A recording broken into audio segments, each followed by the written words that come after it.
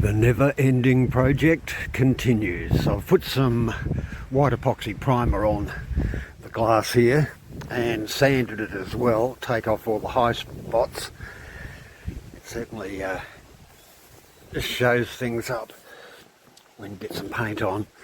And now that the high points have been knocked off, I'll go around with epoxy and fill in all the low points. Give it another sand. Every step a little bit closer to the desired result, getting better all the time. All below the waterline on the armours has now been epoxy primered and sanded, both sides. It's very tiring actually, sanding, so much surface area, and there's so much more to be done.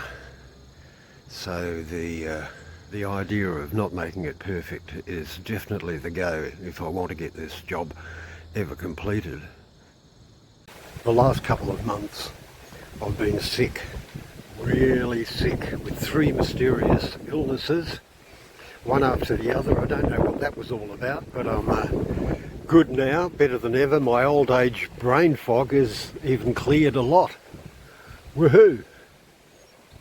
It has been 3 full days without power, which has been a little inconvenient. So I've taken to sanding with a block sander, which actually is a lot better than a finishing sander, because finishing sanders have a sponge backing and they just round things off, where this leaves everything really nice and flat,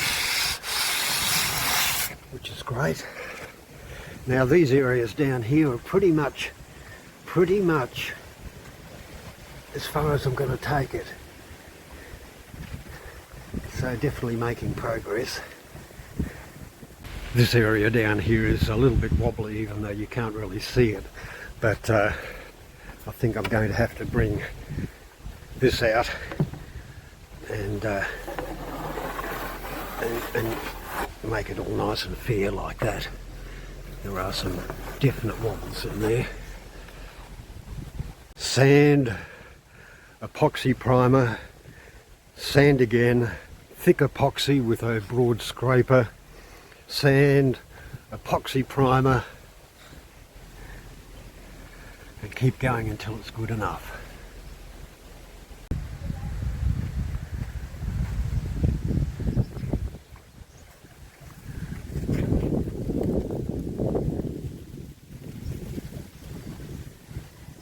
This epoxy sags like a bitch, even with maximum amount of silica in it. So you can't do too much in one go.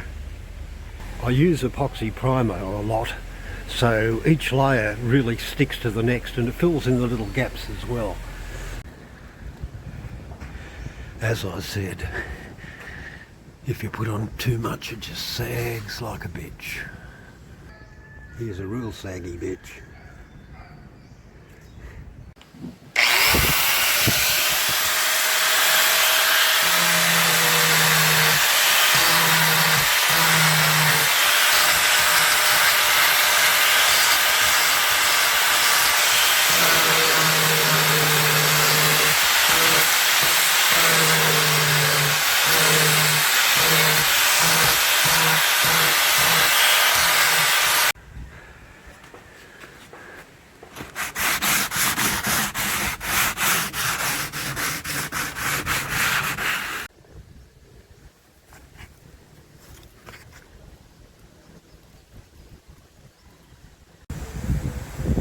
I wonder what it's going to look like with some white primer on this. Obviously as rough as anything.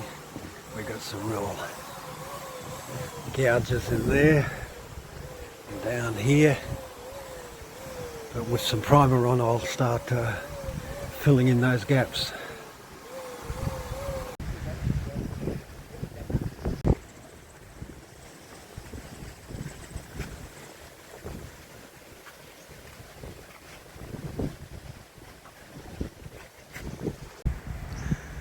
I've got a lot more space in here now. I've moved a lot of my boaty gear out of here, which was making me look like a hoarder. And now all this gear is living in that shed over there. It's great to have a bit of space. And also Danny, the caretaker, has rerouted the water drainage system. When it rained, it used to just pour down this wall here and various other spots around, and often I was paddling through water every time it rained. So that's good news. And also I had a couple of ladies come in and do a clean up, and so I'm feeling a lot more civilized, which is great. Things are looking up.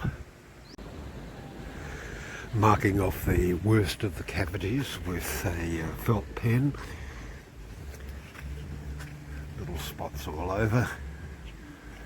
And fill these in with epoxy, sand, and then another layer of epoxy primer. You can see by the shiny bits that it's coming along just fine. The engine's under there. It'll sit there for a bit longer now. Did I tell you the good news? We got it going twice. So it'll just wait there till I'm ready to pop it in. Now I've been cleaning out the fuel tanks. Incredibly, I don't know if you'll believe this, but the fuel tanks looked like they were full of diesel, but it was only a little bit of diesel at the very top. It was actually full of water. And I don't know who, why or when such a thing would be done, but anyway, I'm waiting to get some kerosene to give them a proper clean out. This side of the boat's coming along just fine. You might be wondering about this tape along here. That's not actually the waterline. It's 10 centimetres above the waterline and more just a reference line. Now that this is under control, time to think about doing something around here.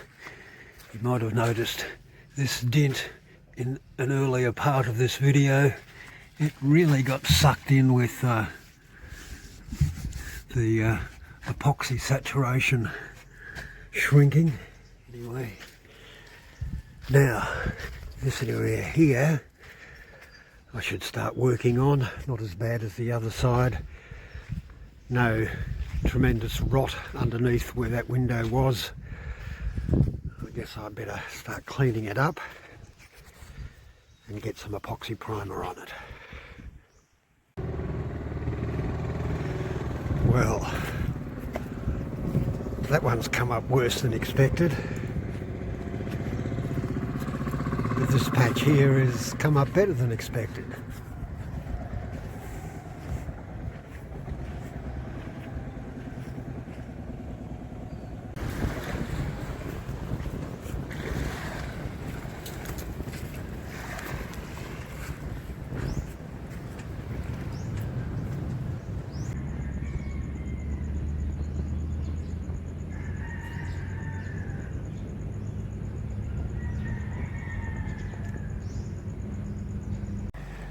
The thing is, the hull shape on this boat generally is a little bit wobbly. There's bulges everywhere, and I think my work here will actually be a little bit better than that, and that'll be good enough.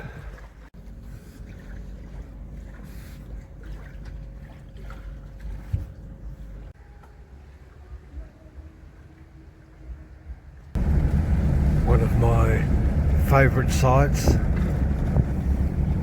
coming into the bay, down the hill, and the water down there.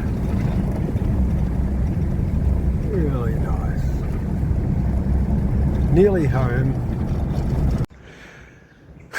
A change in the colour scheme a bit. I ran out of white primer, so I had some grey left over, so I'm using that.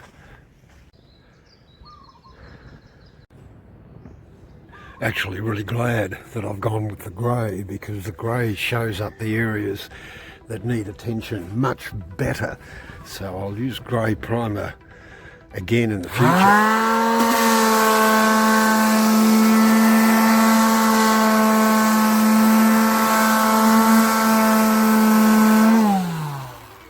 See what I mean? This boat has been renovated.